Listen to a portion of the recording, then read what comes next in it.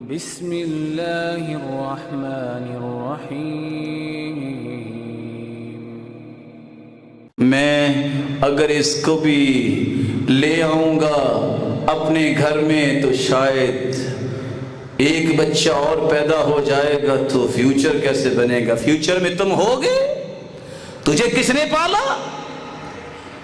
تم ان ورکوں کی بات کرتے ہو، پیسے کی؟ تجھے کس نے مال دیا ہے؟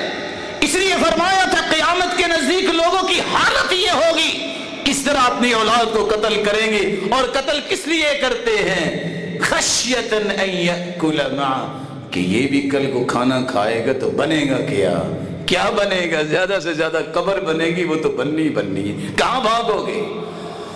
بندہ ابھی زمین پہ قدم نہیں رکھتا، 4 مہینے کا ہوتا ہے، یؤمر بأربع بکتب اجلہ ورزقہ شقی او سعید، اللہ اس کی پوری زندگی کا بجٹ جو ہے وہ فرشتے کے ذریعے طے کروا دیتے ہیں۔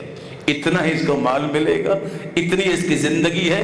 تم بجٹ کی بات کرتے ہو، اقتصادی میزانیے کی بات کرتے ہو کہ اولاد زیادہ ہوگی، بچے 2 ہی اچھے۔ یہ کافروں کا قول ہے، مسلمان یہ کہتا ہے بچے جتنے بھی ہوں اتنے ہی اچھے، ہاں بس نیک ہوں، انسان کے لیے صدقہ جاریہ بننے والے ہوں۔